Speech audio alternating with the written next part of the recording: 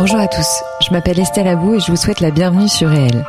Avec ce podcast, je donne la parole à des personnalités qui ont un impact positif, réel, sur l'autre, l'économie, l'environnement ou les générations futures.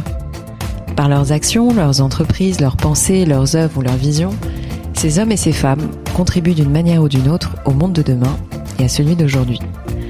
Si vous aimez le podcast et que vous voulez me soutenir dans ma démarche, la meilleure manière de le faire, c'est de vous abonner, de mettre 5 étoiles à l'épisode, de le commenter ou encore d'en parler autour de vous sur les réseaux sociaux et dans la vie réelle. Alors je vous souhaite une très bonne écoute et on y va. Antoine, merci beaucoup d'être présent dans mon podcast. Je suis ravie de te recevoir parce que j'aime bien ce que tu fais. J'aime bien la personnalité que je vois au travers de différentes interviews. Mais je vais te demander, sans plus tarder, de te présenter autant d'un point de vue personnel que professionnel en nous disant que ce que tu as envie de nous dire. Eh ben, enchanté, en tout cas, d'être avec vous ce matin. Donc, je m'appelle Antoine Fine, j'ai 42, ça y est, je rentre dans la catégorie où on a plutôt envie de donner son âge. 43 même en juillet. T'inquiète, je suis dans le même cas dans pas longtemps. Bon.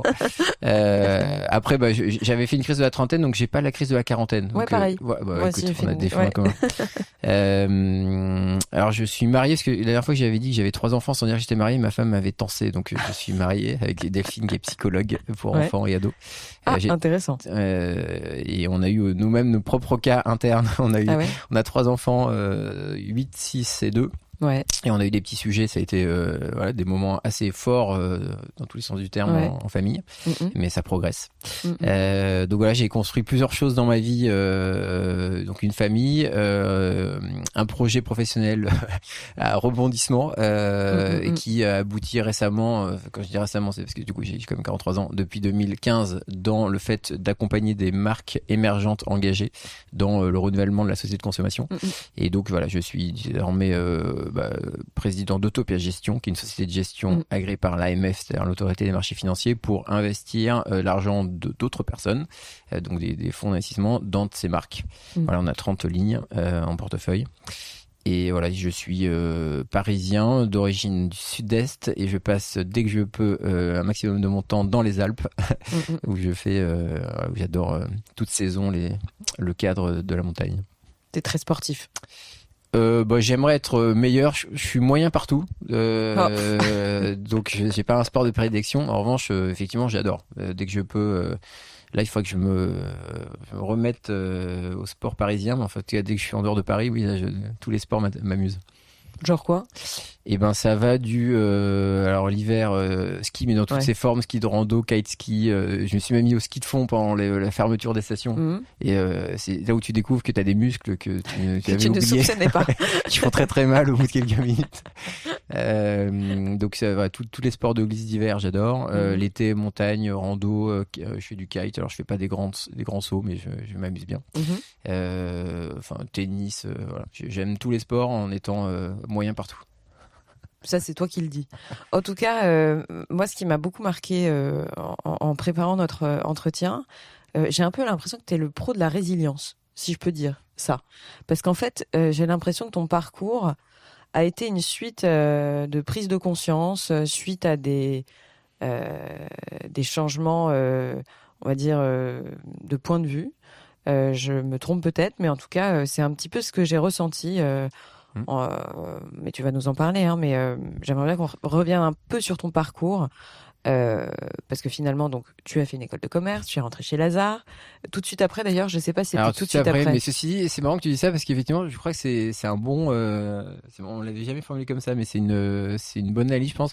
Et cette résilience, à la limite, j'ai quelques exemples même avant, avant ce début de vie pro qui a l'air complètement standard. Non, au contraire, justement. Enfin, il est pas standard, tu vois. Moi, ce que je voulais dire par la résilience, c'est que on a l'impression que tu as pris des virages très différents, avec des vraies prises de conscience profondes, tu vois. Donc, j'ai entendu parler de beaucoup de fonds qui font pas la même chose que toi, mais on peut le dire, c'est quand même dans l'air du temps, mais toi, j'ai l'impression que ça vient vraiment de tes tripes. Ouais, tu vois, alors ça c'est clair que je suis quelqu'un qui se pose pas mal de questions et j'arrive pas à faire des choses sans être à fond.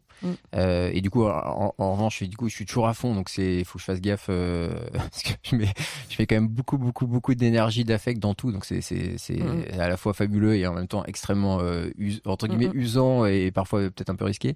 Mais effectivement, j'ai jamais fait les choses de manière un peu mécanique ou sans questionner le choix ou la suite. Ça c'est vrai. Et ensuite j'ai un parcours qui, vu de loin, mais tu me disais avant HEC, avant Lazare, tout ça, il s'était passé des choses. Ouais, c'est ça ouais, exactement. Donc je dis souvent que LinkedIn c'est l'Instagram de la vie professionnelle. Donc si on regarde mon LinkedIn, on dit ouais super, il a enchaîné. Ginette, HEC, Lazare, un son fond, etc. Alors qu'en fait, chaque étape a été entre guillemets douloureuse et j'ai vraiment donc c'est des anecdotes qui me viennent. C'est par exemple, je passe mon bac, j'étais plutôt bon élève, je me suis cassé la clavicule le week-end avant le bac en tombant dans un ravin avec mon petit scooter en rentrant une soirée. Donc j'ai passé le bac avec l'épaule cassée, j'avais des poids pour tenir ma feuille, j'avais hyper mal et j'étais vraiment en mode galère pendant le bac, alors que c'était censé bien, ça devait bien se passer. Après en prépa, je me suis pété la mâchoire un matin des concours en tombant, j'ai fait un malaise vagal. Donc j'ai été opéré pendant la semaine des concours, j'ai raté une épreuve, enfin c'était j'avais des bandelettes et je crachais du sang dans la salle d'examen. Donc je me suis toujours mis un peu des bâtons dans les roues. Chez Lazare, effectivement, c'était une époque vraiment assez dure, un environnement assez dur. Après, c'est moi qui ai choisi. Ou même la prépa, j'arrive de ma province, j'étais dans les bons élèves. Je me rappellerai toujours la première note, c'était fine 3, 32e sur 30, je pense 34 dans la classe. Donc je me suis privé la volée de bois vert. Donc à chaque fois, je me suis mis en difficulté, soit de manière plus ou moins volontaire. Ouais. Je me suis pas mis dans le ravin exprès avant le bac, mais c'est vrai que j'ai jamais fait les choses de manière très simple. C'est marrant. Je sais pas comment ça se fait, mais t'as des parents, ils font quoi tes parents, sans indiscrétion? Eh ben mes parents, écoute, ils ont un profil, je trouve assez intéressant alors, une partie pas très originale. Donc mon père a fait comme moi les mêmes études, mais vraiment ce que je trouve intéressant, c'est que c'est quelqu'un de entre guillemets de l'ancien monde. On en parle assez ouvertement. Il a fait 40 ans de carrière chez Lafarge, qui était la boîte qui a disparu. D'ailleurs, c'est pour en reparler à l'occasion. Mais c'était quelqu'un de l'ancienne vie professionnelle où on dédiait sa vie on en parlait juste avant de faire l'enregistrement, sur le temps long, quoi. C'est des gens qui s'inscrivaient dans un projet très long, une carrière, une boîte paternaliste avec des valeurs. Et donc c'est vrai qu'aujourd'hui on est dans des moments où tout bouge tout le temps, on change de métier hyper vite. Les cycles sont de 3 ans, même pas. Donc ils représentent ce monde-là. Et ce que je trouve intéressant, c'est que typiquement quand j'avais pris mon année sabbatique pour mes 30 ans, je m'attendais à ce qu'ils me disent mais Antoine, ta carrière, etc. Et il m'a dit, mais j'aurais jamais fait ça, mais c'est complètement fabuleux ce que tu veux faire. Et il m'a sorti une carte et on a commencé à regarder où je pourrais aller avec ma petite Vespa.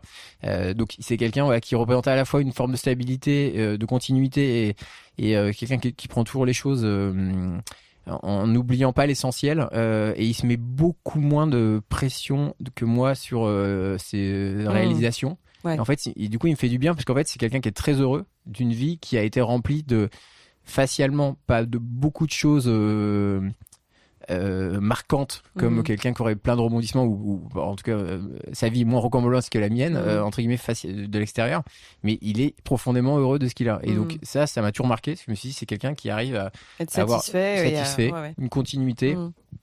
Voir les belles choses du quotidien.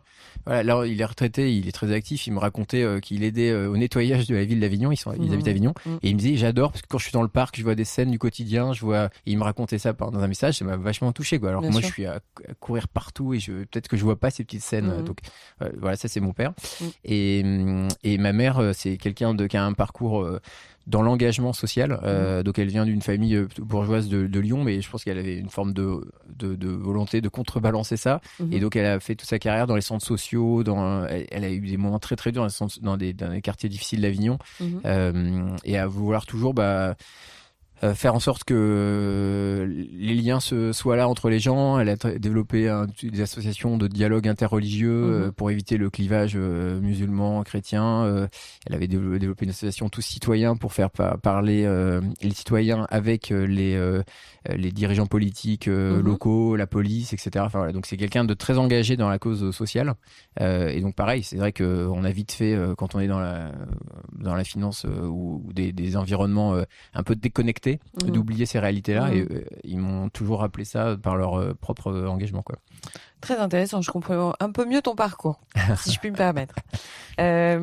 Donc du coup, après Lazare, grosso modo, tu décides de changer de voie au bout de combien de temps ?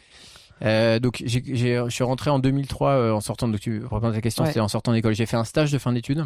Pour l'anecdote, à la fin du stage, ils ont fait un processus de recrutement. Ils voulaient quelqu'un d'à peu près, d'un peu plus senior, je crois, pas forcément mon profil. Donc moi, je suis parti en Italie en me disant, ma vie, de toute façon, ce sera l'Italie. Je rêvais d'avoir une vie italienne. Donc j'ai pris un aller simple pour Milan. J'y ai passé 4 mois. J'allais être un VIE. Finalement, ils m'ont rappelé après le process en disant, le petit jeune, il était pas si mal. Donc finalement, on va prendre un autre profil que prévu. Donc je suis revenu à ce moment-là. D'accord. Et donc là, premier choix de vie où j'en ai eu quelques-uns comme ça, et je pense que tout le monde a eu ça dans sa vie, c'est des carrefours, on dit tiens, j'ai droite gauche, et de temps en temps tu y repenses, tu dis tiens, ça aurait été quoi ma vie si j'étais resté à Milan. Donc voilà, ça c'était un premier carrefour. Donc là, j'ai fait 2003-2009, et après j'ai eu c'était un peu une triple crise. Il y avait Lehman Brothers pour la crise macro, donc c'était la faillite de cette grande banque qui a engendré un peu un arrêt de la finance à ce moment-là. Une petite crise physique où j'étais vraiment pas bien en fait. Juste j'avais plein de signaux que j'allais pas bien, donc c'est mon corps qui m'a parlé.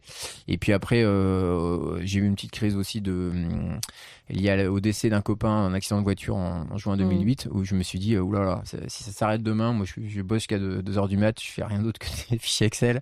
Je me suis senti d'avoir vachement d'énergie en moi, et en fait j'en fais rien. Donc du coup c'est pas possible. Et donc à ce moment, le cumul de ces 3 trucs m'a fait demander une année sabbatique. Donc c'était une version facile du changement de voie qui est je prends juste du temps.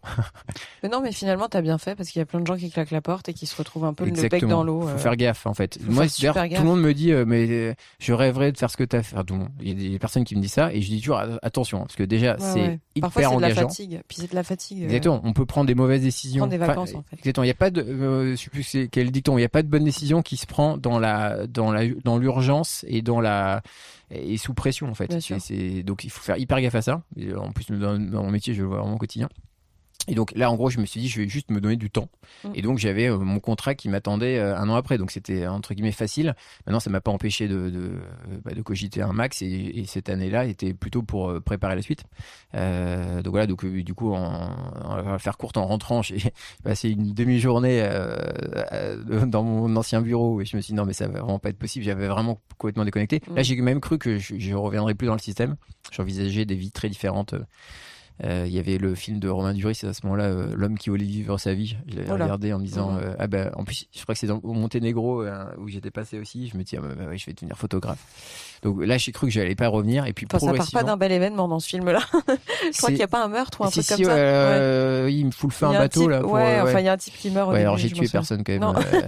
Mais un peu moi-même, un peu mon premier mois, mais à limite c'est pas plus mal. Et après, pour la faire courte, je me suis dit, je sais pas trop ce que je sais faire, à part du coup l'investissement, puisque c'est ce que j'avais fait. Et donc j'ai essayé de faire de l'investissement différemment. Donc j'ai rencontré tous les fonds. Non, mais d'abord, t'as fait un vrai parcours en Vespa, non? Ah oui, alors mon année sabbatique. L'année sabbatique, tu l'as utilisé à faire quand même énormément de pays, ce qui t'a amené même à monter, je crois, un fonds en Libye. Ouais, exactement, tout à fait. Alors, donc mon tour, c'est pour dire 2 secondes, en fait, donc je viens de Marseille, je suis né à Marseille, je me sens très marseillais. Et donc mon voyage, c'était un voyage un peu initiatique, entre guillemets, donc j'ai fait Marseille, mais en sortant de la ville quand même. Donc, du coup, j'ai fait tout le tour de la Méditerranée avec ma Vespa, donc de l'Algérie. Enfin, j'ai pris le bateau à Marseille, et ensuite j'ai fait donc de l'Algérie, Tunisie, Libye, tout le tour. Jusqu'au retour à Marseille 9 mois après, avec ma famille qui m'attendait sur le vieux port avec des banderoles et tout, c'était incroyable. Et donc c'était un voyage pour me construire. Enfin, souvent je dis que j'avais construit mon moi professionnel et pas mon moi personnel. Et là je voulais construire mon moi personnel. Donc je me suis exposé à la solitude, au aux contrées inconnues, aux langues inconnues, à la rupture sociale complète, c'est-à-dire que du coup on n'a plus aucune de ses habitudes, aucune de ses relations, et donc c'est un moment de grande fragilité. Mais t'as aimé ça? Alors c'était dur. Alors donc c'est une très bonne question, parce que pendant le voyage j'ai eu des moments très durs. C'est clair que faut pas raconter l'idylle du voyage parfait, etc. Alors j'ai globalement été hyper content de cette aventure qui m'a bouleversé au sens positif du terme, et d'ailleurs ça a diffusé pendant très très longtemps. J'ai pas vu les conséquences tout de suite de tout ça, donc je suis hyper content d'avoir fait. Ensuite en cadre, j'ai adoré, c'est-à-dire que j'ai justement fait ça à la fois parce que je me sens méditerranéen, à la fois parce que c'est un peu le berceau de notre humanité. Il y a des villes incroyables, enfin Jérusalem, les pyramides, Istanbul, enfin des villes de dingue que je connaissais pas, que j'ai pu visiter pendant ce tour.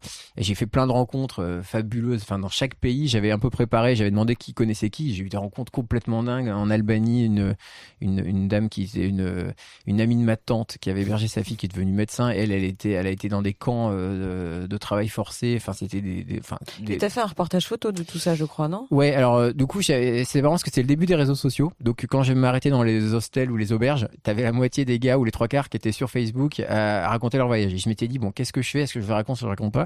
Je me dis, je vais passer mes heures dans l'internet café à raconter, alors qu'il faut que j'aille dehors rencontrer les gens. Ouais. Donc je me dis, je raconte rien. Et donc j'ai pas du tout j'aurais peut-être pu être influenceur, je savais commencé à ce moment-là, et donc en revanche j'ai pris des photos, alors pas dans l'optique au départ de faire un reportage, mais il se trouve qu'à la fin effectivement j'ai passé 4 mois en sous-marin chez moi. De toute façon j'avais rien envie de faire d'autre, pour trier ces photos, et à l'époque on les gravait sur des CD, etc. Et j'ai fait un album effectivement qui m'a pris beaucoup de temps, un peu par chapitre, que j'ai offert à mon entourage. Il est plutôt joli, je trouve, et qui m'a permis de partager avec eux, parce que finalement j'avais vécu ça tout seul, et justement je voulais le partager quand même. Donc, moi je me suis écrit un carnet, mais j'ai vécu ça vraiment seul. Parfois d'ailleurs c'était... Ouais, ça a dû être très très dur. Ah ouais, il y a des moments où t'as le cerveau qui tourne tout seul. Je me rappelle sur ma Vespa, sur les lignes droites d'Égypte ou de Libye, là, que j'ai commencé à réfléchir. Seul. Mais surtout en plus t'as l'impression de sortir de ton corps, t'es dans tes réflexions en boucle, et oui, parce que t'as pas de confrontation avec des gens que tu connais. Ouais. Alors après du coup je faisais toujours attention à l'inverse de rencontrer des gens. Donc ma technique de base c'était de m'arrêter sur une place du village. Je mets ma Vespa, donc la Vespa qui est assez jolie avec la grosse malle, avec les drapeaux des pays où je suis allé. Bon, ça attirait les gens. Voilà, et j'avais fait exprès, je mettais une carte à l'extérieur de la malle comme ça, et je notais mon voyage. Donc du coup, quelle que soit la langue, je pouvais montrer d'où j'étais parti, et donc ça crée tout de suite le lien. Et puis après il y avait toujours quelqu'un qui parlait une langue ou l'autre. Alors j'ai dû me remettre un tout petit peu à l'allemand en Turquie, ce qui était très très dur, mais sinon c'est l'anglais quand même. Et puis j'ai appris un peu d'arabe, et voilà. Donc du coup j'ai fait plein de rencontres, des gens avec qui j'ai gardé des liens. Mais effectivement c'était une aventure dont j'avais besoin. Et donc si on me demande si ça m'a plu et si j'en suis content, la réponse est oui, parce que c'est vraiment, je l'ai fait mais sans aucun courage. J'avais juste besoin de ça, j'avais envie de le faire, je me suis pas du tout forcé. Et après bah oui, la solitude, les galères diverses parce que par exemple tu passes ta vie à faire des choix. Alors l'avantage c'est que tu n'engages que toi, ce qui est beaucoup plus dur là aujourd'hui. Tu vois, je me sens beaucoup plus à engager beaucoup de responsabilités des gens qui ont investi dans le fond, des salariés d'Utopia, etc. Mais à l'époque ça n'engageait que moi. Mais en revanche je passais la journée à décider. C'est assez usant. Et c'est hyper usant. C'est usant. Toujours, tu vas dire où je vais, où je dors, qu'est-ce que je vais faire. À aucun moment, t'es porté par un rythme. Exactement, par quelqu'un par un groupe. Ouais, exactement. Ouais. Et c'est marrant, ça, je n'avais pas mesuré. Donc, c'était vraiment usant de ce point de vue-là, mais bon, voilà, c'est ce que je voulais. Je voulais me confronter à la liberté. Ouais, exactement. Et la liberté, il faut pas la magnifier. Non, justement, elle a des mauvais côtés. Exactement. Et parfois, suivre le flow, c'est pas mal. Ouais. Et donc, voilà, donc ce truc-là m'a magnifique. Marqué. Enfin, moi, ça m'a marqué aussi, parce que quand je l'ai lu, j'ai trouvé ça assez dingue. Surtout sur un. Alors, si tu veux, on ma Vespa, hein. Si tu veux, on pourra la voir, elle est à 100 mètres. Écoute, il faut que tu montes la carte aussi. Ouais. Alors, rentrer de là, tu me dis pendant 4 mois, je veux plus bouger, je veux plus rien faire. Enfin, tu te reposes aussi. Enfin, je pense que ta tête continue de tourner à vide un peu, non? Alors, en plus, tu te dis, attends, c'est marrant parce que là, c'était une phase qui est super dure, et je pense que beaucoup de gens vivent ça. C'est j'ai pas fait tout ça pour ça. Et donc en fait, quand t'as l'impression d'avoir fait un effort, en fait, tu te mets une énorme pression sur le fait que ça aboutisse à quelque chose de grand et qui va être reconnu, parce qu'effectivement, t'as pris un risque social de quitter des beaux jobs et tout ça. T'as fait un voyage, tout le monde te dit ah génial, je rêverais de le faire, moi. Sauf que du coup, voilà, les gens le font pas forcément. Et puis encore une fois, faut l'assumer.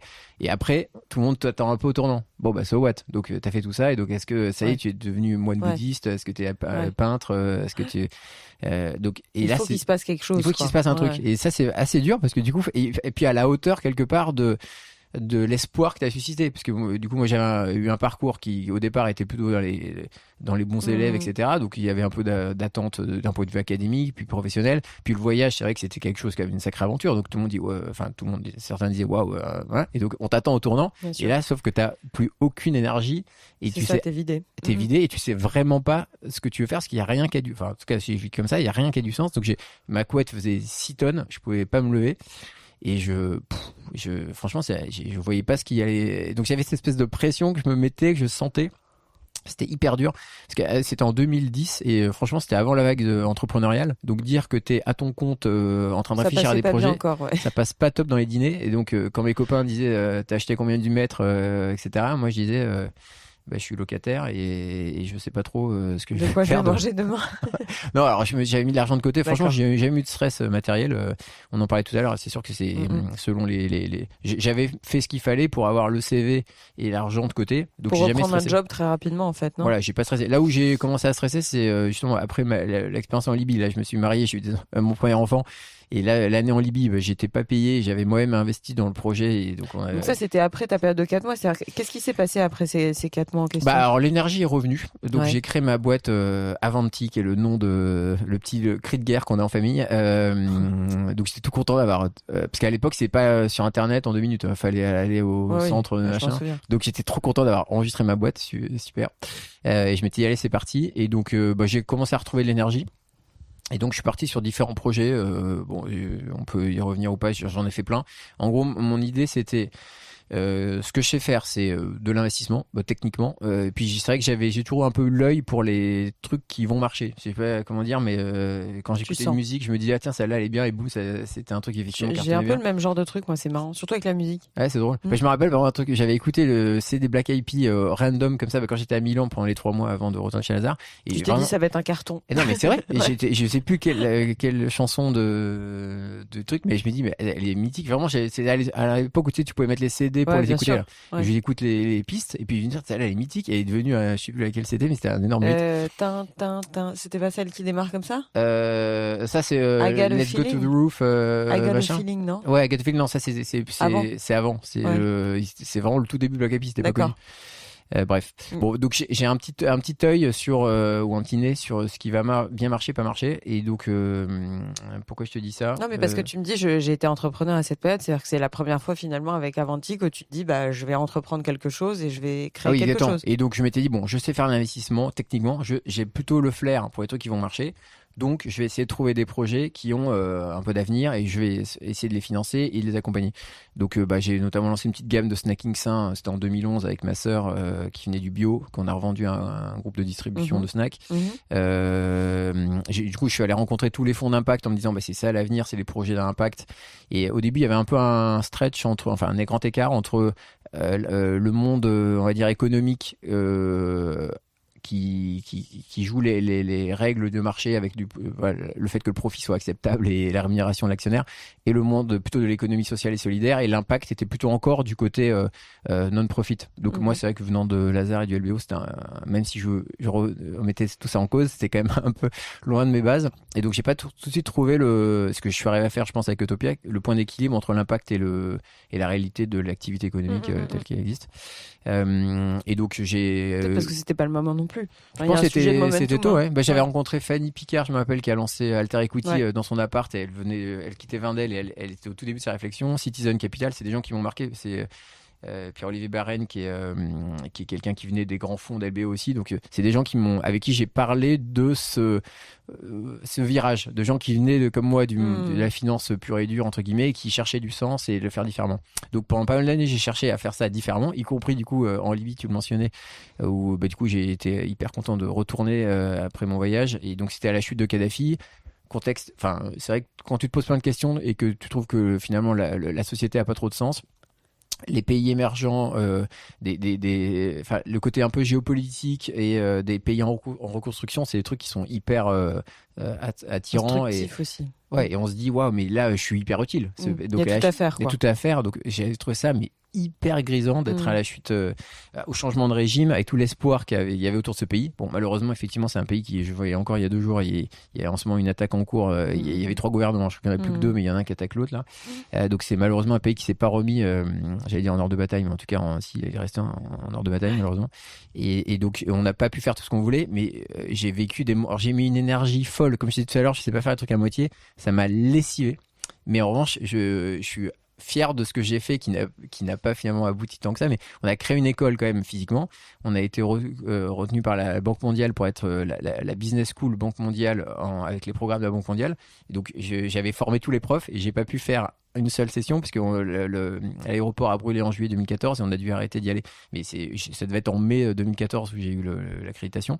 J'ai quand même fait des formations en faisant venir des profs arabophones, donc notamment des profs tunisiens ou marocains des écoles de commerce françaises sur place pour former des étudiants ou des boîtes sur place. Et mon truc qui m'a rendu le plus fier, c'est que il y avait un appel d'offres de l'ONU pour former l'élite libyenne, puisqu'il n'y avait pas d'élite, il n'y avait pas de dirigeants. Et donc, j'avais fait une offre de 150 pages avec l'ENA. J'étais allé chercher l'ENA à Paris, l'université de Sharjah et l'université au Maroc. Et on avait fait un programme pour former les futurs dirigeants en fonction régalienne, à comment marche un pays. C'était génial, quoi. Je me suis dit, mais si j'ai fait ça, mais c'est incroyable. Et donc, j'ai bossé jour et nuit. Je crois que ça m'est jamais arrivé. Il fallait remettre l'offre le vendredi à 15h.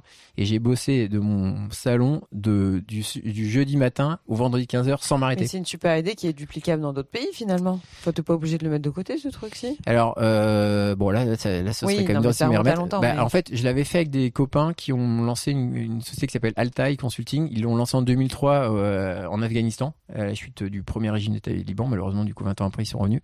Et donc, eux, ils sont spécialisés dans l'accompagnement des pays en post-conflit.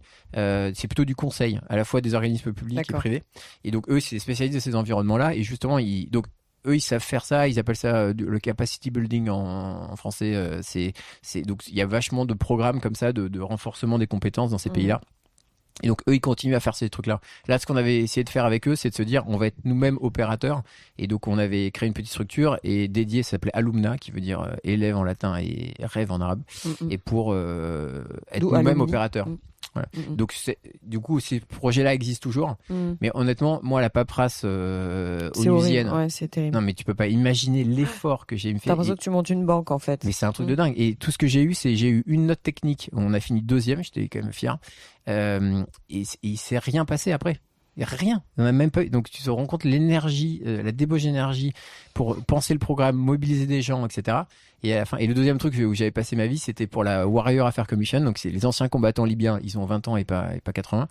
Et en fait, fallait les réinsérer. Et donc là, on a fait tout un programme génial pour leur développer des compétences. Donc notamment, on avait choisi, entre autres secteurs, on avait plusieurs. On avait un truc qui était dans le secteur de l'automobile, entretien, réparation. Et donc, on a fait tout un programme pour les former à ce métier-là et à la gestion. Et on avait trouvé je sais plus quelle enseigne voulait bien développer des franchises. Le truc était génial.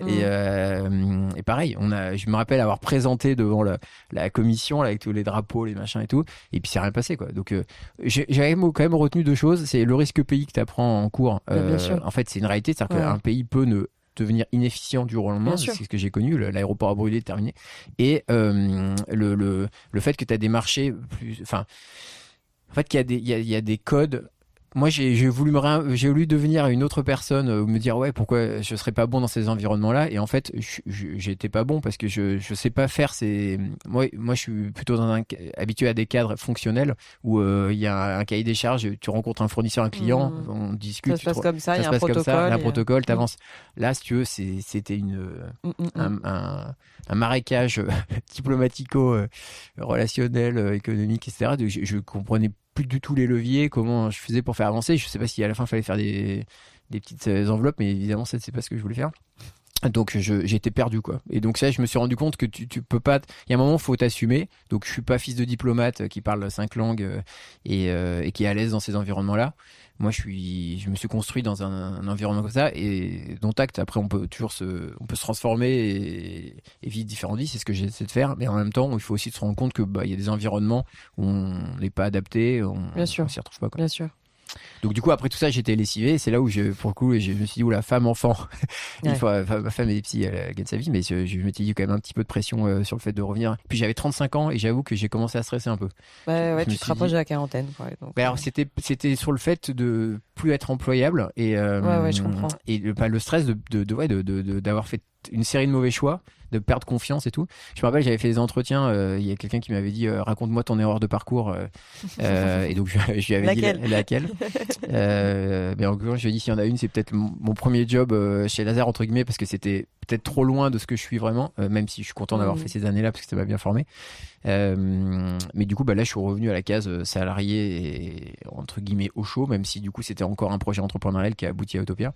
Mais donc effectivement, j'ai une forme de résilience pour revenir à ton premier propos, qui est qu'en fait, j'ai toujours voulu avancer, j'ai toujours mis une énergie de fou dans l'étape en cours, et j'ai un chemin de plein d'étapes qui parfois, à un moment, je me suis dit mais qu'est-ce que je fais là ? Franchement, quand des soirs à Tripoli où j'étais en galère, je me dis mais qu'est-ce que je fais là ? Et en fait, à la fin, dans Utopia, j'ai l'impression d'avoir utilisé toutes ces expériences, c'est ce que tu disais tout à l'heure. Il n'y a rien qui est perdu en fait. Non, bien sûr. Et donc, c'est la fameuse expression là, de Bill Gates. The Dots. Ouais. C'est vrai que le fait de se dire à un moment, Bill Gates, attends, c'est Bill Gates qui a Connecting the Dots, c'est Steve Jobs. Ouais, son discours là, à Stanford. Non, mais c'est vrai que le fait de dire, et ça, c'est un truc hyper important, c'est de dire, ok, chaque expérience que je vis, parfois c'est la loose, mais tu dis, qu'est-ce que j'en retiens ? Et la résilience, c'est ça, c'est de se dire, qu'est-ce que j'en retiens ? D'ailleurs, dans l'équipe, ils se moquent un peu de moi. Souvent, je répète plusieurs fois les learnings, les enseignements qu'on a d'une situation ou d'une mauvaise nouvelle pour que ça s'imprime. Et en revanche, après, on avance. Donc, et donc, c'est vrai que je suis comme ça. J'ai de l'énergie jusque-là, mais je fatigue un peu, effectivement, de toute cette énergie, toutes ces années, j'avoue. Et avec les enfants bas âge et tout, ça pique un peu. Mais j'ai cette énergie de continuer et d'avancer malgré des prises de risques et des moments de grande solitude ou des échecs quoi. Donc c'est pas juste de l'énergie qui s'enchaîne qui enchaîne les succès, pas du tout. J'ai vraiment connu des épreuves, voilà. Alors pour juste expliquer, initialement donc Otium, c'était un family office. Exactement, c'est toujours d'ailleurs. Ok. Et ensuite, toi, tu as fait une sorte de spin-off. Enfin, comment ça s'est passé ? Parce que 2015, donc c'est Otium. Exactement. Donc et après, tu as créé Utopia en 2019. Ouais. C'est une sorte de. Ouais, exactement. Tu t'as sorti en fait l'argent qu'il y avait. L'investissement qu'il y avait dans Utopia. Alors l'équipe plus que l'argent. Donc en gros, effectivement, j'étais salarié d'Otium Capital. On a développé, donc c'est l'argent de Pierre-Edouard Sterrin qui a créé Smartbox, qui est un type qui a vraiment pas froid aux yeux, qui a une autre, on pourra en parler. Et en tout cas, il m'a fait confiance à un moment où j'étais pas forcément, on va dire très lisible en parcours. Tu l'as rencontré comment ? C'est marrant dans la vie parce que moi j'aime beaucoup aider les autres. D'ailleurs, c'est mon driver personnel. Et de temps en temps, je me dis c'est marrant, je fais qu'aider les autres. Et est-ce qu'on m'a aidé déjà ? Et j'ai notamment cette personne qui s'appelle Antoine Loison, qui est quelqu'un qui m'a aidé plusieurs fois dans ma vie à me mener des opportunités, à me donner coup de main ou des bonnes vibes. Et il fait partie de ces quelques personnes qui m'ont aidé. Donc lui, il m'a mis en relation. D'accord. Et je l'ai rencontré à un café en face de la gare du Nord parce qu'il habite à Bruxelles. Et voilà. Et c'est quelqu'un qui est très audacieux, qui m'a posé des questions sur mon parcours, ce qui était assez rare de s'intéresser à pourquoi j'avais lancé tel projet, quand ça s'est passé, etc. Et il m'a dit moi j'ai pas de thèse là spécifique. Et donc c'est au sein de. Donc je l'ai rejoint. Au début on regardait un peu ce qui se passait. Et puis c'est là où je lui ai proposé avec Camille Krivich, qui est devenue cofondatrice d'Utopia, qui nous avait rejoint en sortie d'école, la thèse de ces marques émergentes engagées, qui était pour moi un mouvement de fond de l'attente consommateur, qui était un sous-jacent qui n'était pas trop couvert par les capitaux disponibles, qui était pour les boîtes jeunes plutôt techno que, on va dire, consumer ou monde réel. Et puis qui était en phase avec mes aspirations, parce que du coup c'était des entrepreneurs vachement habités par ce qu'ils voulaient faire. Et donc je cite souvent le premier exemple qui était même cosmétique, qui est un super parcours, mais j'en ai plein, on a 30 en portefeuille. Et donc c'est à ce moment-là, donc là on a investi son argent dans 15 boîtes, et après le spin-off c'est l'équipe donc ça s'appelait Otium Consumer, et a créé Utopia Gestion. On continue à suivre le portefeuille d'Otium, donc l'argent est resté, c'est toujours la Robert. En revanche, on accompagne toujours les sociétés dans lesquelles on investit pour lui. Et en revanche, maintenant, on a d'autres fonds, d'autres portefeuilles avec. Alors lui, il est aussi investisseur des nouveaux fonds, mais on en a pas mal. On a 70, je pense, de BPI France, Fonds européen d'investissement, pas mal de. C'est ça. Donc en fait, t'es presque reparti à zéro en 2019 pour aller rechercher de l'argent, relever de l'argent. Et c'est vrai que j'avoue que de temps en temps, quand le Covid est arrivé, qu'il y a eu des. Bah là, en ce moment, c'est quand même une bonne crise avec la guerre en Ukraine, l'inflation, etc. De temps en temps, je me dis, mais. C'est fou, mais à chaque fois, tu te remets une barre de pression, un défi. Non, parce que pourquoi tu restes pas au chaud, quoi. En 2019, tu as décidé ça avant le Covid ? Ouais, c'était fin 2018 la décision. Alors, en gros, Pierre-Edouard à ce moment-là m'avait dit, écoute, j'ai moins de ressources disponibles pour les prochaines années. On avait déjà investi, je sais pas, 70 millions de sa poche, c'est pas mal. Il m'a dit, là, je sais pas si je vais pouvoir avoir le rythme. Donc, en fait, t'as bâti une équipe et tout. Moi, je peux pas vous garder autant. Vous êtes trop nombreux. Donc moi je me suis dit, écoute, je crois à fond à notre thèse, à ce qu'on veut faire. À la limite, j'ai envie d'exprimer encore plus la dimension d'impact, etc. Et donc pas de problème, on va partir, on va créer une boîte et on va lever des fonds. Mais c'est vrai qu'à ce moment-là, tu signes ton. Alors j'ai déjà fait une fois quand j'ai quitté Lazare, j'ai signé tous mes renoncements à tout. Là t'es là, ah ouais quand même. Ça va être plus dur. Enfin c'est reparti pour un tour sans ça. Et là pareil, tu te dis terminer le salaire, voilà, rupture conventionnelle, etc. Tu renonces à plein de trucs et puis c'est reparti. Donc là, tu lèves des fonds de zéro. Et donc, c'est dur, quoi. Il faut, parce que la mécanique des fonds, c'est que tu ne peux payer des salaires que si tu as des fonds sous gestion, parce que tu as un pourcentage des fonds gérés pour payer tes salaires. Donc, si tu n'as pas de fonds, tu n'as pas de salaire. Donc, on était tous en rupture conventionnelle. Donc, vous viviez sur vos ruptures conventionnelles. Comme beaucoup d'entrepreneurs, c'est Pôle emploi qui nous a payé au départ. Et ça a duré quand même un certain temps avant de faire le premier closing. Et encore, on a fait vraiment étape. À peu près ? Alors, on est arrivé à faire un premier closing à 27 millions d'euros en juillet 2019. Donc, c'est relativement rapide. Ouais, c'est relativement rapide. Sauf qu'à 27 millions, tu payes pas, ça suffisait pas à payer tout le monde. Donc, c'était quand même assez stressant. Parce qu'en fait, tu n'as qu'un pourcentage. Ouais, exactement. Donc, en fait, il y a une taille critique pour les fonds. D'accord. Il y a quand même beaucoup de frais liés notamment à la régulation, etc. On doit passer par un dépositaire. Enfin, c'est des fonds, c'est des métiers très normés. Donc, tu as plein de prestats à payer. Avant même d'avoir commencé, tu payes tes auditeurs, les gens s'en rendent pas compte de ça d'ailleurs. Ah ouais, même pour les entrepreneurs qui font rentrer des fonds dans leur boîte, ils ont un peu le même genre de cas de figure quand même, non ? Il y a beaucoup de paperasse aussi. Ouais, c'est vrai que de temps en temps, on a des entrepreneurs qui disent vous nous gonflez un peu avec vos trucs, mais effectivement, nous, on est régulé, donc on doit montrer patte blanche, notamment ce qu'on appelle les KYC, les Know Your Customer, c'est des choses de la réglementation sur de la lutte anti-blanchiment. Donc, par exemple, on doit connaître tous les co-actionnaires de toutes nos boîtes, pièces d'identité, domicile, etc., pour être sûr qu'on n'a pas des gens qui sont sur Tracfin, qui sont des gens en fraude fiscale ou des gens de la grande criminalité, etc. Donc ça, c'est super pénible de le faire chaque année, mais on est obligé. On a des reportings ESG, des reportings... donc c'est vrai que là, c'est hyper lourd. Tu croisais tout à l'heure notre secrétaire général CFO. C'est sûr que c'est le boulot qu'on a sur la partie compliance, elle est énorme. Et donc voilà, donc tu as plein de frais. Donc en fait, à 27 millions, à la limite, c'est le pire, c'est que ça y est, t'existes. Donc tu dois aller au bout. Mais tu peux pas te payer. Mais t'es nowhere entre guillemets sur. Donc là il faut continuer. Et c'est marrant parce que on a 3 valeurs chez Utopia, c'est ambition, transparence, bienveillance.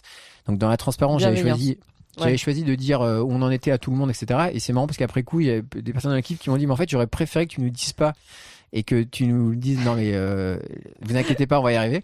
Et qu'à la fin tu dis on a levé. Tais-toi et ne viens nous voir que quand c'est vrai. Quand c'est fait, exactement. Et du coup j'ai raconté chaque étape, chaque épreuve et en fait c'est pas forcément c'était un peu anxiogène potentiellement pour l'équipe, mais bon on y est arrivé. Et après on y est arrivé, ceci dit je dis ça et en fait non, c'est-à-dire qu'on est arrivé à lever. Donc lever, c'est que tu as des gens qui croient à ta thèse, donc c'est déjà super. Après il faut savoir le déployer, donc l'investir intelligemment. Et là effectivement imagine on fait le premier closing juillet 2019. Donc tu as Gilets jaunes jusque Noël 2019, Covid. Mars 2020 jusque maintenant, guerre en Ukraine. On a en plus sur nos sujets l'iOS 14 qui a changé les règles de tracking où le digital marketing marche beaucoup moins bien. Enfin, depuis qu'on a lancé notre fonds, tu peux pas imaginer les chamboulements coperniciens qu'on a eu. Et donc je dis donc on est loin d'avoir fini l'aventure. Mais tu as quand même levé au total, vous avez levé au total en décembre 2020 si j'ai si je ne me trompe pas, c'est un closing final à 100 millions d'euros en décembre 2020. Donc depuis, tu as relevé de l'argent. Yes, alors en gros, on a donc le fonds pour Otium, il fait 85, parce qu'on a continué un peu à investir 85 millions. On a effectivement levé, alors techniquement 92 millions et on avait 8 de co-invest, donc ça faisait 100 effectivement pour le communiqué de presse à l'époque. C'était un petit fonds de co-investissement spécifique sur MyCrim. Donc c'est 100 sur cette thèse. Ensuite, on a effectivement levé un nouveau fonds depuis. C'est pareil, quand je me dis, putain, mais il faut arrêter un moment. En septembre, on s'est lancé sur un nouveau fonds. Septembre là de cette année. Exactement. Donc il y a quelques mois. En fait, on l'a lancé du coup. On a commencé début 2021. Donc à peine closé le fonds d'Utopia 2. En janvier, on a dit allez, c'est parti. On va faire un autre fonds. Parce que, alors du coup, là pour le coup, on avait un peu le nez creux entre guillemets. C'est qu'on s'est dit la conjoncture va peut-être pas être porteuse aussi longtemps, et donc on va lancer un nouveau produit de financement, qui est un produit un peu moins risqué entre guillemets pour les investisseurs, qui est quelque part entre la dette et les fonds propres pour ceux qui connaissent un peu les termes. Et donc c'était une idée qu'on a du coup travaillé quelques mois, et on a fait un premier closing en septembre. Et donc ça s'appelle Utopia Preferred, c'est autour des actions de préférence techniquement. Et donc ce fonds, donc du coup à nouveau je suis enlevé, mais effectivement typiquement en ce moment c'est hyper dur de lever parce que la conjoncture est très mauvaise et les investisseurs sont très. Tu peux juste expliquer pourquoi tu as fait ça? C'est-à-dire que quand tu me parles de entre la dette et les fonds propres, juste dans des termes qui sont relativement simples, mais quel est l'avantage compétitif par rapport aux autres de faire ça? Alors donc il faut regarder deux côtés. Donc côté entreprise et actionnaire, fondateur, l'avantage c'est que c'est un produit qui ne prend pas de part en capital, puisque en gros ça se rembourse avec un taux contractuel. Donc c'est plutôt comme un emprunt. Sauf que t'es quand même en action, donc tu n'as pas de ce qu'on appelle de maturité. Un emprunt, on vous dit c'est 8 ans, et donc soit tu l'amortis chaque année, soit tu le rembourses à la fin. Ça s'appelle in fine, mais ou linéaire. Voilà, mais il faut bien, il y a une maturité. Puis il y a des intérêts chaque année. En général, il y a des commissions, etc. Nous on est, et puis au bilan, t'as une dette quoi. Alors que nous on est dans les fonds propres, donc au bilan t'es dans la partie capitale et t'es pas dans la partie dette. Ensuite on n'a pas de maturité. Après on a un pacte d'actionnaires, etc. Et ensuite notre taux il est prioritaire, contractuel, mais il est sur la sortie, et il n'est pas payé chaque année. D'accord, donc tu payes à la fin. Paye à la fin. Et donc tu es un actionnaire qui prend un risque d'actionnaire, mais tu es le premier servi à un taux contractuel. Donc pour l'entreprise, c'est une manière de se financer qui est renforcement des fonds propres, donc préservation. Ce qui peut après apporter énormément d'avantages. Enfin, les gens se rendent pas compte de l'importance des fonds propres. Ah ouais, non mais c'est incroyable derrière pour toutes notamment les relations, par rapport à la BPI où tu as besoin d'avoir des fonds propres. Exactement. Tes relations bancaires, des subventions, BPI, etc. Même avec tes clients, avec tes fournisseurs, les gens regardent ton bilan, donc c'est vachement important. Et donc après c'est ce qu'on appelle un effet levier pour ceux qui ont envie de creuser, c'est que le rendement que nous on prend, il est inférieur au rendement visé par le projet, par le business plan de la boîte. Donc normalement si la boîte performe, entre guillemets, nous on va leur faire un effet levier, c'est-à-dire que nous on va prendre qu'un rendement capé, donc plafonné. Et le reste, c'est pour les autres actionnaires. D'accord. Et donc, quelque part, ils vont faire plus que le rendement du projet, parce que nous, on va prendre moins que le rendement du projet. Sinon, c'est pour ceux qui veulent creuser, il faut regarder le Vernimen, le bouquin de finance sur l'effet de levier. Mais en gros, c'est juste que on prend moins que le rendement global du projet. Très connu ce livre, d'ailleurs. Pardon ? Le livre, exact. Enfin, tu fais bien de le noter, ce livre, en fait. Le Vernimen ? Ouais. Alors, c'est un gros pavé, mais c'est sûr qu'il est extrêmement bien fait. Je l'ai pas lu en entier, je te cache pas, mais je sais que c'était la Bible de pas mal de gens que je connais. Il est incroyable, ce bouquin. Donc, ça explique toute la finance.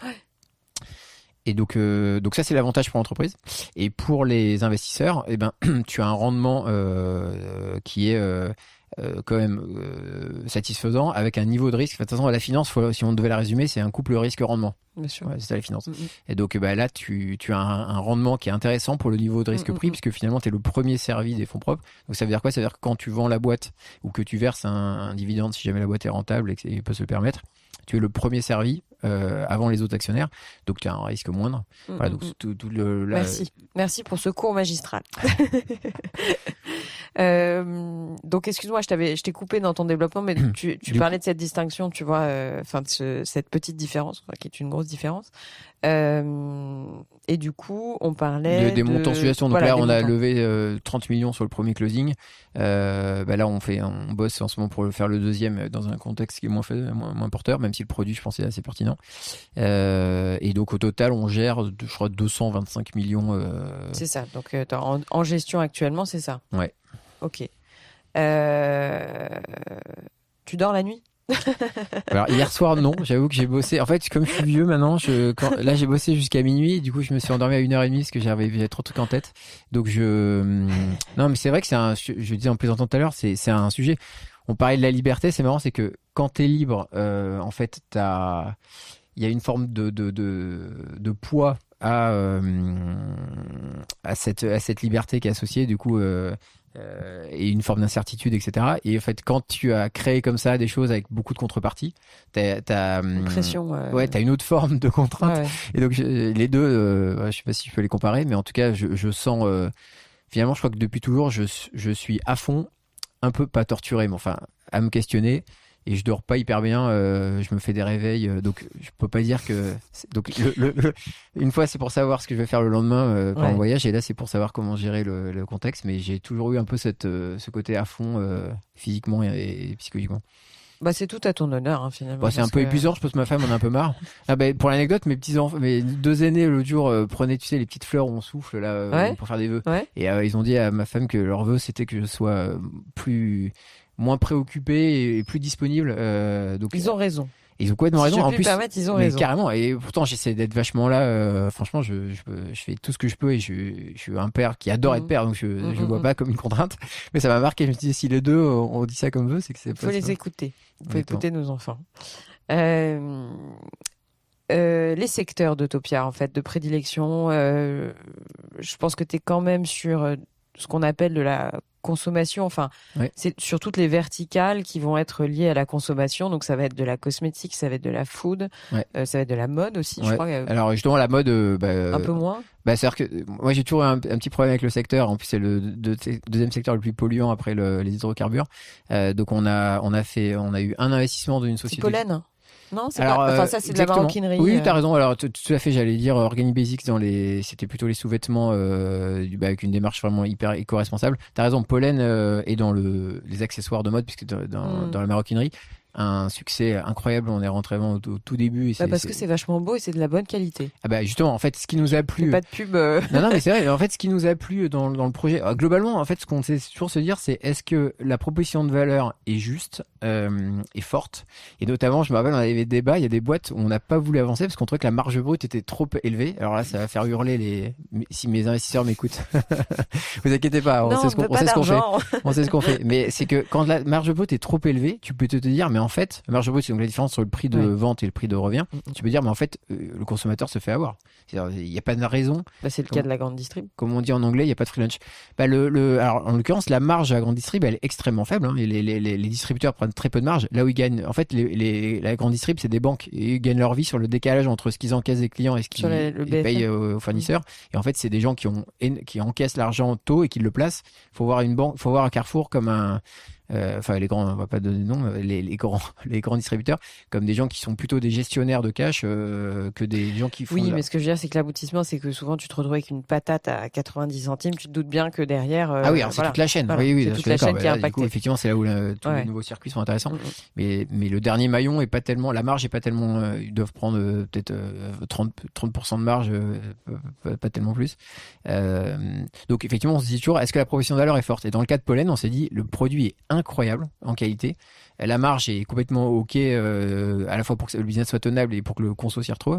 Et il y avait une touch aussi dans le design. Et puis on était allé visiter les ateliers en Espagne avec Camille et on était fascinés par le savoir-faire et tout. On s'est dit mais le produit est fabuleux et il y a une vraie proposition de valeur client, notamment permis par ce qu'on appelle le direct consumer. Donc ça c'est un projet où on les a un peu challengés sur le côté durabilité. Donc leur première réponse c'est de dire que le cuir c'est déjà une chute de la filière animale, donc en soi c'est déjà une forme d'upcycling.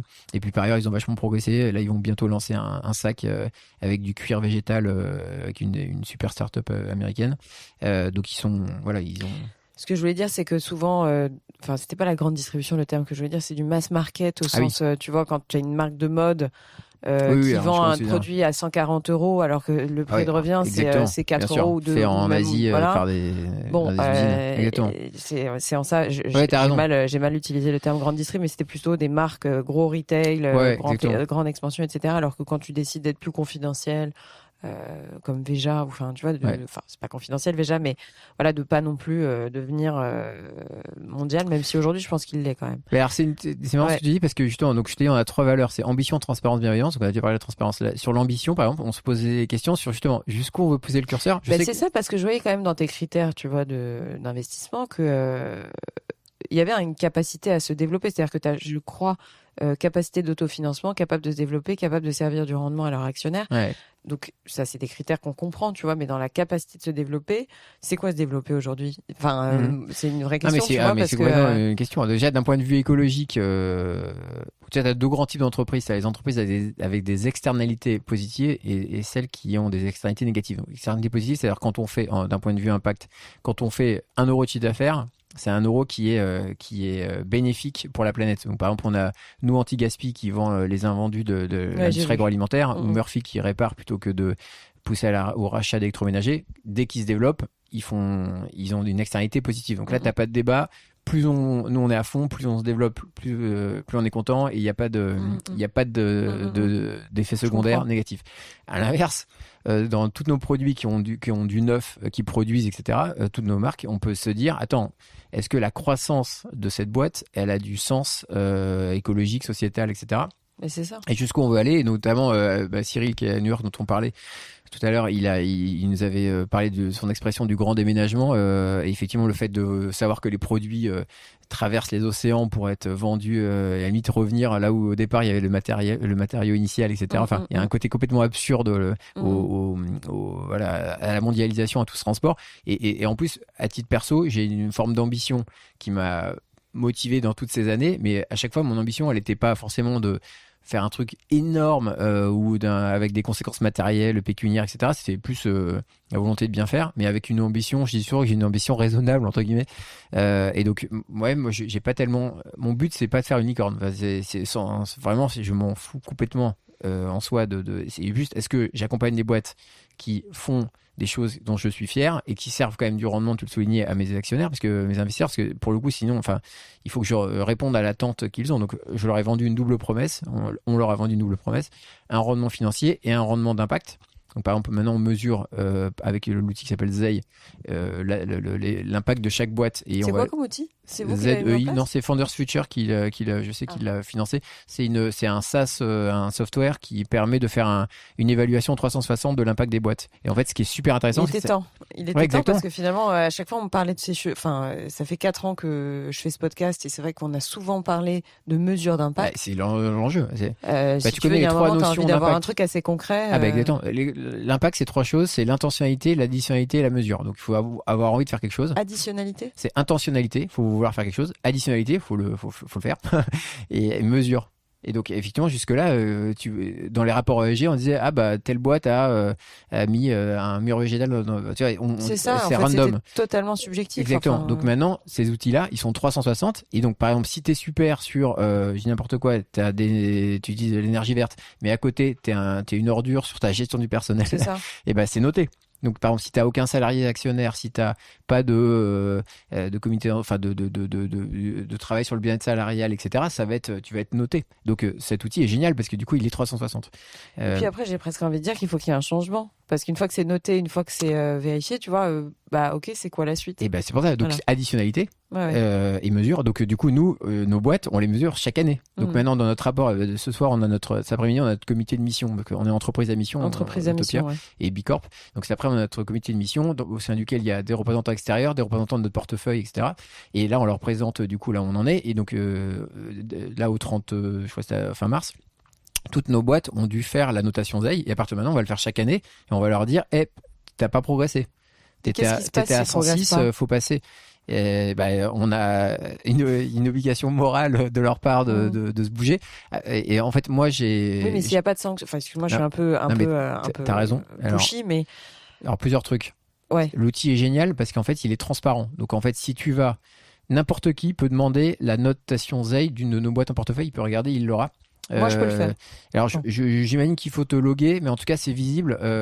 Donc, tu as un côté transparent. Donc, déjà, il faut assumer ta note. D'accord. Ensuite, tu t'es comparé à tes pairs, donc tu sais ce que la note de tes autres, exactement. Donc si t'es moins bien, ça a quand même un petit côté, t'as envie d'être best in class. Ça a quand même des incidences. Il y a des banques qui commencent à dire, moi je prête aux sociétés selon selon la note, etc. Et moi je leur dis toujours, à la fin, si c'est pas la grande cause qui les anime, mais des choses plus matérielles, je leur dis, en plus, vous serez mieux valorisé dans quelques années si vous êtes une super boîte. Parce que tous les fonds qui se lèvent en ce moment sont des fonds dits d'impact. Sauf qu'il n'y a pas beaucoup de boîtes qui ont vraiment de quoi justifier la qualification de boîte à impact. Donc si dans 3 ans, ça fait 3 ans que tu as une notation ZAI qui fait que progresser, que tu as fait ton bilan carbone. Tu peux intégrer ces fonds. Bah oui, tu dis, regardez, moi je progresse, voilà ma roadmap et tout. Et dernier truc, c'est que, mais, complètement d'accord avec toi, à la fin, c'est pas, si t'as ni carotte ni bâton, c'est pas évident. Donc par exemple, le nouveau fonds Preferred, dont on a parlé rapidement tout à l'heure, le taux de rendement contractuel, il peut être baissé si la boîte atteint sa roadmap ESG, son objectifs. D'accord. Donc en gros, nous on donne la carotte, on dit si c'est bon, si tu atteins tes objectifs, nous on te demandera moins de rendement. Pas mal. Donc d'accord, donc il y a un objectif. Enfin, il y a quand une même conséquence. Une conséquence. Mais ça c'est sur le nouveau fonds. Avant on l'avait pas théorisé. Donc, mais c'est important de communiquer là-dessus. Tu vois, parce que finalement, ce serait pas idiot que tout l'environnement, tu vois, de la finance green ou tu parles un convaincu. Tu sais, au début, quand on a pensé à la mission d'Autopia, moi j'avais proposé remettre la finance dans le monde réel parce que j'en étais vachement revenu à mon break et tout, et je pensais vraiment à la crise de Lehman. Pour ceux qui l'ont vécu, je me suis dit, mais la financiarisation de l'économie, mais c'est l'enfer. Donc vraiment, je pensais que la finance était devenue mal par la manière avec laquelle on l'exploitait. C'est quand même, ça reste un outil de financement de l'économie, donc si c'est bien fait, c'est quand même utile. Et donc moi j'avais un énorme problème avec la finance et je m'étais dit, le combat d'Autopia, c'est remettre la finance dans le monde réel. Donc mes associés venant moins de là, ça leur parlait moins, donc notre raison d'être, c'est pas celle-là, mais à titre personnel, c'est un peu mon combat. Donc effectivement, je prêche. La semaine dernière, par exemple, on était à l'accélérateur BPI sur les sociétés de gestion, on a présenté Autopia, j'ai fait mon petit laïus et il y a eu des petits mots derrière de gens qui ont dit, ah ouais, mais c'est vrai que ça donne envie de se bouger. Donc je garde un peu ce petit côté bâton pèlerin. Après, on a officialisé le fait qu'on donnait une partie de notre caride à une fondation. Ça, c'est bête, mais si tous les fonds de la place nous on donne 5%, c'est à la fois beaucoup et pas beaucoup. À qui ? À la fondation Make.org Foundation, la partie fondation de Make.org. D'accord. Qui finance des grandes causes. Si tout le monde faisait ça, franchement, ça ferait un bon pactole pour la philanthropie. Et parce que moi, un des trucs que je trouve pas normal, c'est la répartition de la valeur dans la finance. C'est beaucoup trop capté par déjà ceux qui ont déjà de l'argent, qui sont les gens qui investissent dans les fonds, plus les gérants qui se prennent des énormes parts de plus-value. Franchement, par rapport, mais ce qui reste aux entreprises, au reste de l'économie de la société, c'est insuffisant. Donc, et la fiscalité est hyper avantageuse. Donc, franchement, c'est insuffisant. Donc, moi, un de mes combats, c'est bosser là-dessus. Donc, on prêche. Moi, dès que je peux, c'est pour ça d'ailleurs que je fais un peu de com, entre guillemets. Après, je fais gaffe parce que t'as pas envie d'être donneur de leçons. On fait pas tout parfaitement. Dans notre boîte, dans notre portefeuille, on pourrait dire celle-là, c'est quoi son impact? Et d'ailleurs, on s'est posé la question. On avait fait un article sur la fin de l'Homo consummatus et toutes nos boîtes, on disait ce qu'elles faisaient. Il y a certaines cases qui étaient vides. Donc, on sait très bien qu'on fait ce qu'on peut. Oui, mais c'est pas gênant. C'est toujours pareil. C'est dès lors qu'il y a une prise de conscience, si tu veux, et que tu vas dans le bon sens, t'acceptes un peu plus tes failles, entre guillemets. En tout cas, depuis le début, on essaie d'avoir ce côté humble qui est vraiment intrinsèque à notre ADN, et donc on n'est pas donneur de leçons.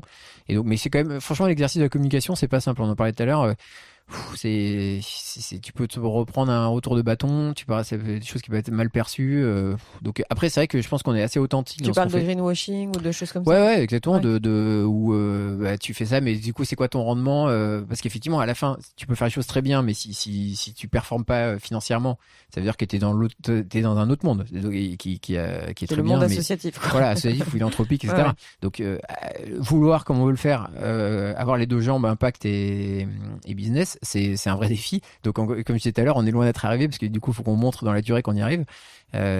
J'y crois, mais là, comme on disait, on ne cesse d'enchaîner les crises et les moments uniques jamais connus dans l'histoire. Donc, on verra dans la durée. Et donc, c'est communiquer quand t'as pas encore délivré dans la durée et que t'as pas montré que t'avais tenu tes promesses. C'est limite. Donc après, en revanche, raconter les drivers personnels, ce qui nous habite, la vision qu'on a, si ça peut donner l'envie à d'autres de faire un peu la même chose, de réaiguiller un certain nombre de paramètres, notamment dans la finance ou même dans l'entrepreneuriat, c'est cool, c'est déjà ça de gagner, quoi. Je sais qu'il y a tous tes partenaires de vie professionnelle qui t'écoutent, mais est-ce que selon toi, donc tu vas pas me dire non, je claque la porte et je repars en Libye, mais selon toi, Utopia, c'est vraiment un projet de vie là pour le coup, ou où t'as une ambition, en fait, t'es long-termiste là pour cette fois-ci? Alors c'est marrant parce que j'ai un des LP qui m'avait dit est-ce que c'est le projet de ta vie? LP ça veut dire Limited Partner, c'est les gens qui investissent dans le fond. Il m'a dit est-ce que c'est le projet de ta vie? Donc je lui ai dit complètement. Donc il m'a dit ok, peu importe le reste, je fais pas d'autres questions, je signe. Donc je l'ai déjà dit, donc si il m'écoute, je lui confirme. Non, alors je pense que j'ai enfin trouvé mon point d'équilibre. C'est-à-dire que tout ce qui m'anime, j'ai toujours aimé les belles choses, le design, les trucs aboutis, beaux, le lifestyle et tout. J'ai toujours été en quête de sens et à questionner le monde et dans ma famille et dans mon entourage, j'étais connu pour être un peu le relou sur la consommation, le fait de pas aller au soleil l'hiver parce que le soleil c'est l'été, voilà, c'est questionner un peu nos habitudes et remettre en cause un peu le système, ça a toujours été mon driver. Donc là, j'ai l'impression d'être un tout petit peu acteur de ce changement. Après, je pourrais être plus que boutiste, donc en tout cas, ça fait partie d'Utopia. Donc il y a mon métier que techniquement, je pense, je maîtrise assez bien. Il y a le sens. Il y a le fait que je suis entouré d'entrepreneurs et c'est surtout ça mon truc number one, c'est le fait d'être entouré de gens qui ont la pêche, qui ont du talent. Ça, c'est extraordinaire. Et puis toi-même, t'es entrepreneur finalement. Là. Ouais, exactement. Du coup, mais j'ai le même problématique qu'eux. Je dois convaincre des tiers, recruter, animer une équipe. Ouais, exactement. Construire une marque. Et donc, et après, ce côté un peu lifestyle, brandé, etc., c'est aussi des choses qui m'ont toujours animé. Donc, dans le projet Utopia, je dirais que j'ai à peu près tout. J'aimerais bien faire une petite expérience en famille à l'étranger. Donc, si dans la construction de l'aventure Utopia, j'arrive à passer un peu de temps en Italie, puisque j'y avais pas pu il y a 20 ans, je le ferai. Donc, mais voilà. Après, ce qui est vrai, c'est que je trouve ça lourd, entre guillemets, de me dire j'ai embarqué. Enfin, t'entends, je me dis mais merde, j'ai trop d'énergie quoi, parce que j'ai embarqué 86 heures, 220 millions de suggestions, 30 boîtes, on est 11, un peu avec différents endroits dans le globe. Je me dis oulala, tout ça. On peut plus être léger à nos âges. Non mais c'est vrai. Non mais surtout, de temps en temps, si je me dis mais attends, c'est peut-être un problème. C'est un problème. Mais quand c'est pas ton argent en plus. Non mais du coup, de temps en temps, je me dis mais oulala, j'ai embarqué tout ça. Finalement, j'ai une confiance en moi qui est comme tout le monde. Elle est fragile et elle dépend des moments.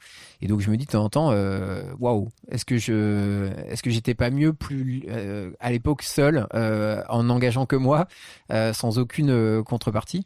Et donc c'est une solution de facilité. Donc de temps en temps, quand il y a énormément de pression, j'avoue que ces derniers mois, avec la conjoncture et tout, j'avais vraiment des insomnies en disant voilà, mais c'est comment on va gérer toute cette période.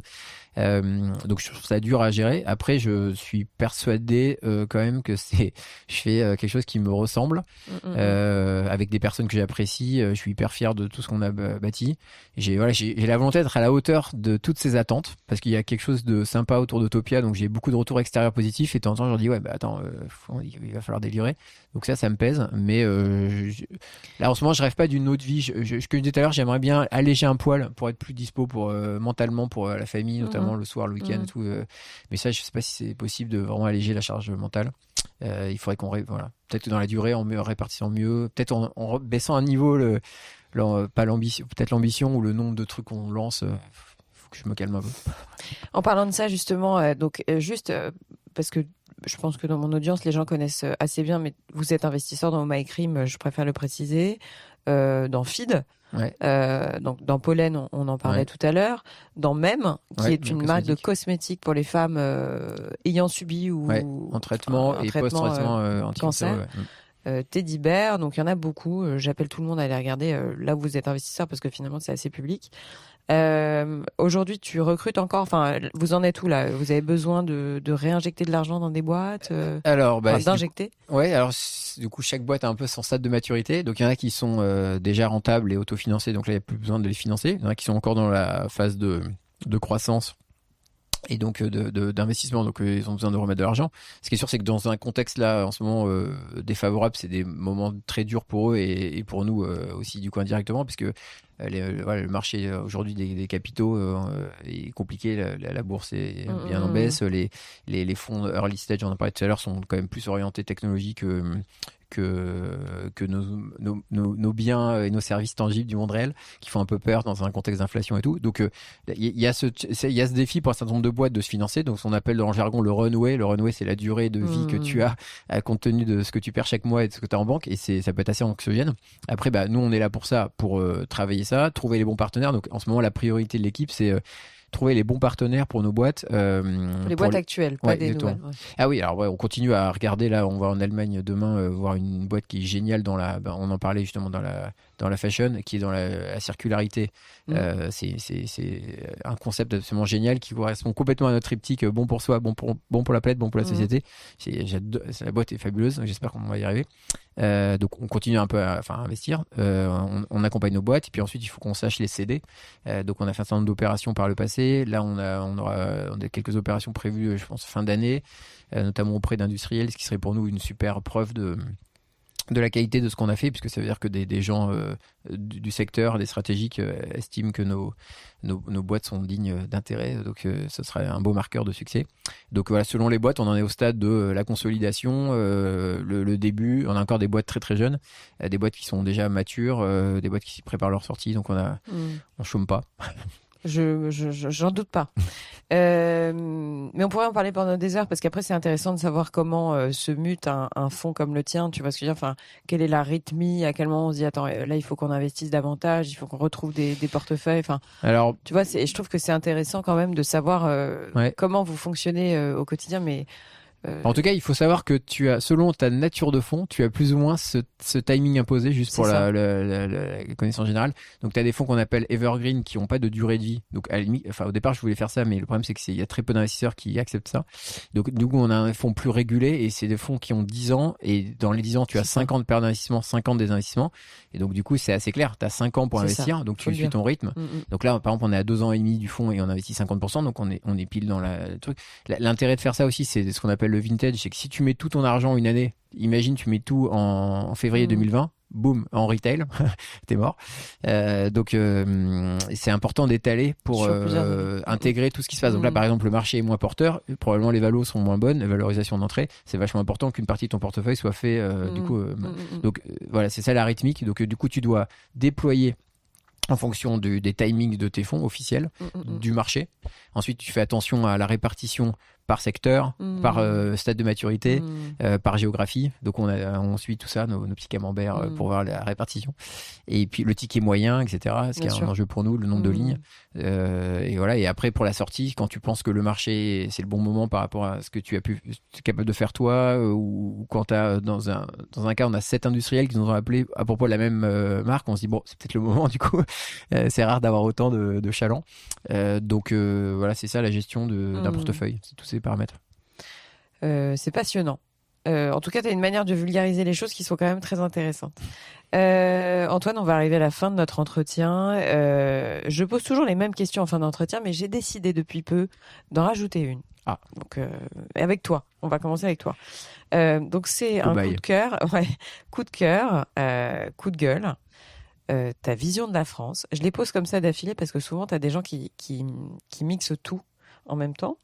T'as des gens qui n'ont pas de coup de cœur, pas de coup de gueule et pas de vision de la France. Tout est possible. Tu peux me dire non, Joker, j'ai pas envie de répondre. Et la quatrième maintenant que j'ajoute, j'avoue parce que je suis maman et que quand je rencontre des profils exceptionnels comme le tien, je pose une question de parents. Tu vois ce que je veux dire ? Parce que j'ai un peu le sentiment que les parents sont toujours en questionnement à l'égard de leurs enfants, ce qui est normal. Mais peut-être un conseil de parents, tu vois ? Donc t'es pas obligé de répondre encore une fois, mais encore une fois, tu fais l'objet de... T'as raison, t'es un peu un cobaye sur cette question-là. Mais voilà, est-ce que tu auras un coup de cœur ? Un coup de cœur, ça peut être, je sais pas moi, un de tes investissements récents, peut-être une rencontre, un film, une série, un voyage, peu importe, un livre. Coup de gueule, ça porte bien son nom, mais encore une fois, t'es pas obligé d'en avoir. Et puis vision de la France, ça n'est pas politique. Et un conseil de parents. Ouais.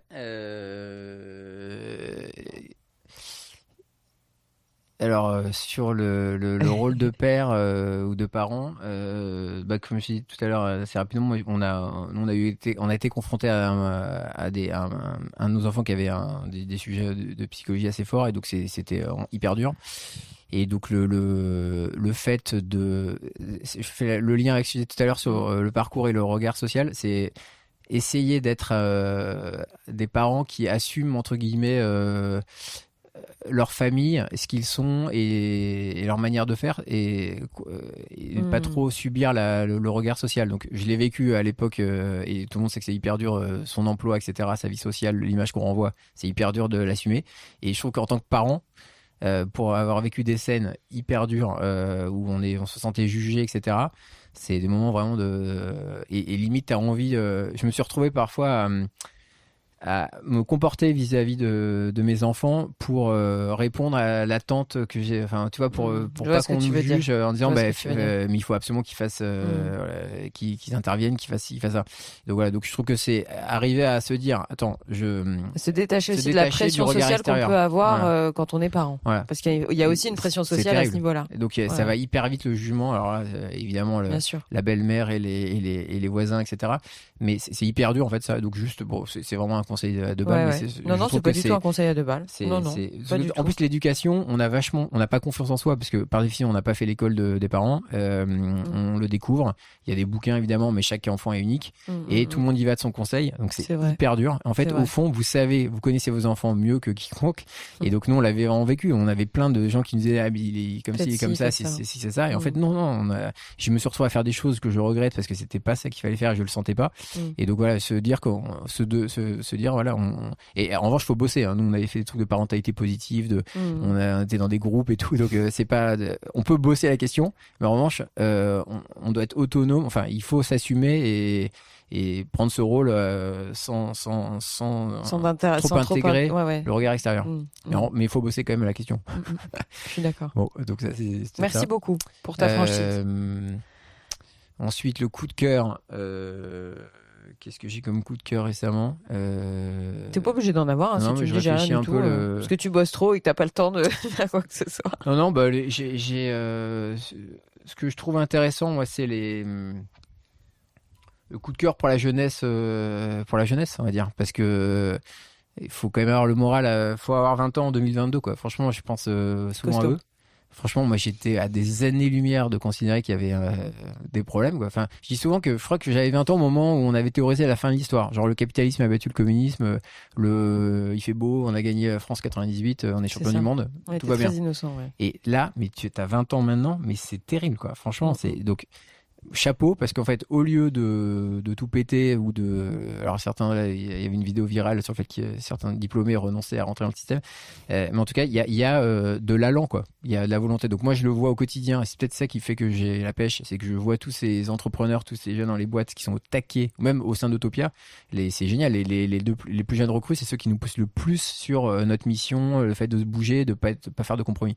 Donc moi, je dis chapeau à la jeunesse qui se bouge, qui a conscience des choses et qui casse un peu justement, eux, ils s'en foutent de changer de job, Bon, j'espère qu'ils ne sont pas rattrapés par les contraintes de comment je paye un appart et tout, parce qu'effectivement, le système te rattrape à un moment ou à un autre. Donc, mais en tout cas, moi, je dis coup de cœur pour la jeunesse mondiale.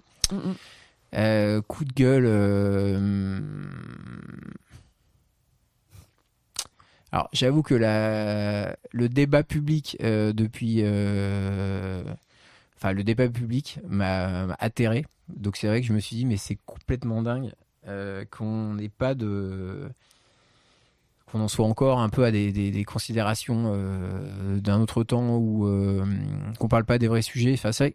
En fait, ce qui me fait un peu flipper, c'est que j'ai l'impression qu'en fait, tout est tenu par tellement de paramètres qu'on peut pas changer. Je trouve que par exemple le politique est devenu complètement inefficient, à part sur quelques décisions sociétales, genre le mariage pour tous, mais par exemple niveau économique, niveau organisation, niveau même géopolitique, je veux dire, on a créé la SDN puis l'ONU, on a la guerre en Ukraine. Donc en fait c'est terrible, j'ai l'impression qu'en fait on est impuissant. Alors du coup c'est un coup de gueule contre rien, parce que je sais pas à qui je peux gueuler, mais en fait ça m'affecte vachement de me dire qu'en fait collectivement on a créé un système qui déjà nous autodétruit quand tu vois la gueule de la planète, l'état de la santé des gens, l'obésité, la perte de sens et tout. Donc on a créé une société de consommation, de croissance infinie, d'interconnexion et tout ça. Et donc il y a évidemment des bénéfices. On a prolongé la durée de vie des gens. On a globalement on vit mieux quand même qu'il y a quelques années, mais qu'il y a 100 ans.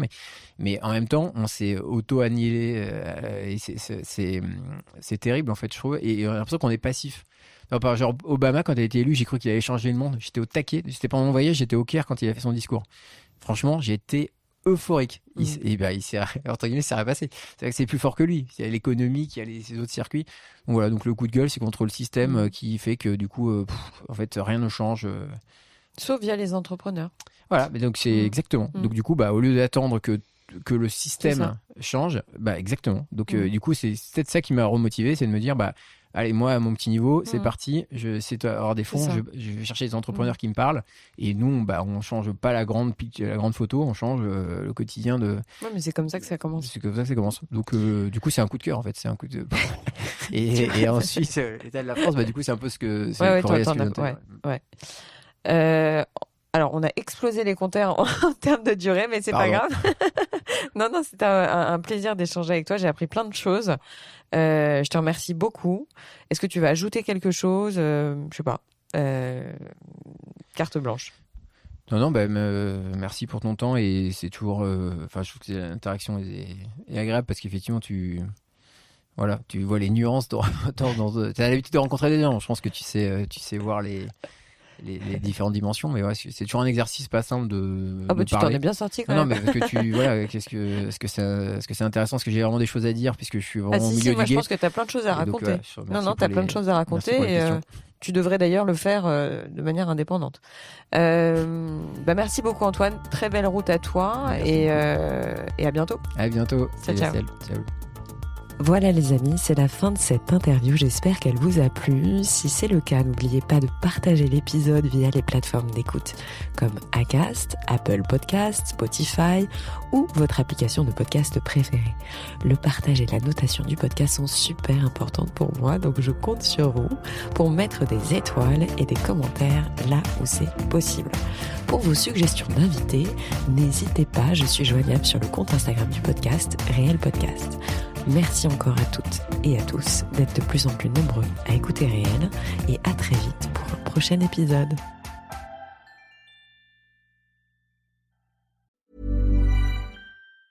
The U.S. Border Patrol has exciting and rewarding career opportunities with the nation's largest law enforcement organization. Earn great pay with outstanding federal benefits and up to $20,000 in recruitment incentives. Learn more online at cbp.gov/careers/USBP.